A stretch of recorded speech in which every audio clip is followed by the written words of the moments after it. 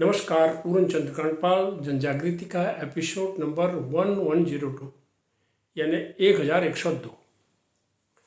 आज टेंशन की बात करता हूँ। जैसा कि मैंने कहा कि 1100 से अधिक हो गए हैं, तो कई बार कुछ चीज़ें ऐसी होती हैं जो मैं मिला जुला के कह देता हूँ। उद्देश्य तो है जनजागृति का। जनजागृति का अर्थ यह है कि लोगों को थोड़ी सी जागृति उनमें आए, वो चीज़ों को समझें। तो आज मैं एक बात बताना चाहता हूँ। लोग अक्सर कहते हैं उनको टेंशन है, वो डिप्रेशन में चला गया, ये हो गया, वो हो गया।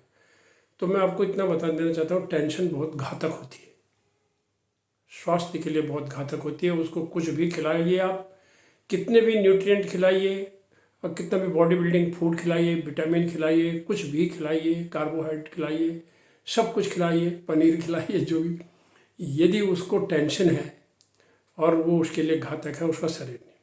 इसके लिए एक किस्सा बहुत पहले से है कि एक राजा ने अपने उनका एक बहुत ही विद्वान उनका मंत्री था, तो उससे कहा, वो हर चीज़ का उनके पास जवाब होता था।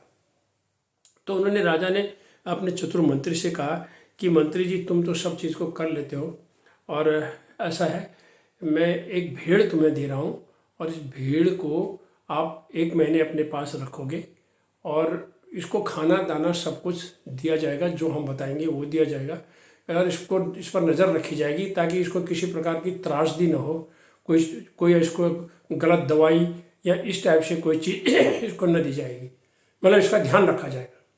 लेकिन इसको कमज़ोर करना है, तुमने कमज़ोर करना है। उन्होंने कहा ठीक है, और उस चैलेंज को स्वीकार कर लिया।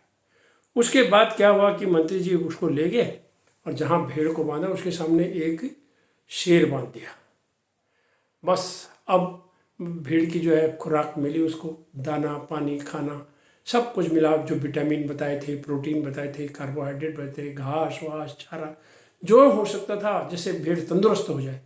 लेकिन भेड़ धीरे धीरे कमज़ोर होते चली गई। क्यों? उसको टेंशन थी किसी की, उसको टेंशन थी जो सामने ये शेर है बांधा हुआ, ये कब मेरे को लपक दे, कब मेरी जान ले ले। ऐसे उसके मन में चिंता तो थी, सभी जान उसको जानते हैं, अपनी जान की चिंता तो सभी को होती है। तो वो ये इसी डर के मारे वो डर ऐसे ही रहा। और एक दिन जब वो राजा के पास उसको ले गया भेड़ को, तो उसने कहा क्या है, क्या हुआ? तो उन्होंने कहा महाराज ये देखिए, आपने जो कहा था और ये तो कमज़ोर हो गई, मैंने तो कुछ करा भी नहीं।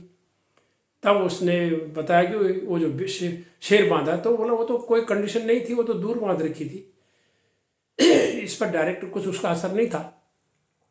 और तो सब जो गार्ड वार्ड लगाए थे उन्होंने भी ऐसे ही कहा। तो स्पष्ट हुआ कि इतनी डर और इतनी टेंशन से भीड़ कमज़ोर हो गई और मरने वाली हो गई। तो कहना इतना ही चाहता हूँ कि यदि मनुष्य इस प्रकार से अगर डरेगा, टेंशन में रहेगा, तो उसको बहुत मुसीबत में वो पड़ सकता है। इसलिए डरना नहीं चाहिए। टेंशन जो है सभी प्रकार के सभी जीवों में, जो सजीव होंगे जिनमें जीव होता है, वो उसमें इसका फर्क पड़ता है। हमें किसी को भी टेंशन न देनी चाहिए और न लेनी चाहिए, 2 बातें हैं। कहते हैं न टेंशन दो और न टेंशन लो, और जो देंगे टेंशन तो वही लौटेगा। जब आप ये बात की, जो किसी को टेंशन देता है उसको भी टेंशन रहती है कि अब इसका क्या होगा। तो जो टेंशन दो भी मत, टेंशन लो भी मत, और देर सवेर वो लौटेगा। यदि आपने किसी को टेंशन दी है, किसी को परेशानी की है, तो आप पर लौटेगी वो देर सवेर। इसको इकोसिस्टम कहते हैं, प्रतिध्वनि। वो इको जो है एक दिन जरूर लौट के आएगी। तो फिर वैसे कह भी गए हैं ना, बोए पेड़ बबूल का आम कहाँ से खाए। अगर आप बबूल बोएगे तो आम तो कभी उस पर निकलेंगे नहीं। तो कुदरत हमें सिखाती है, और सुख देंगे सुख मिलेगा, दुख देंगे दुख मिलेगा।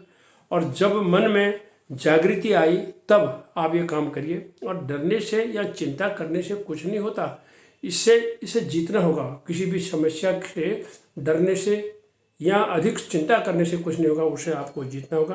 अतः डरो मत, डराओ मत, सुख दो, सहयोग दो, रिश्तों से दूरी मत करो, गांठों को सुलझाओ, गांठों को सुलझाने में भी देरी मत करो, खुलकर बोलो, अपनत्व दिखाओ, टेंशन से दूर रहो, तभी सुखी जीवन है।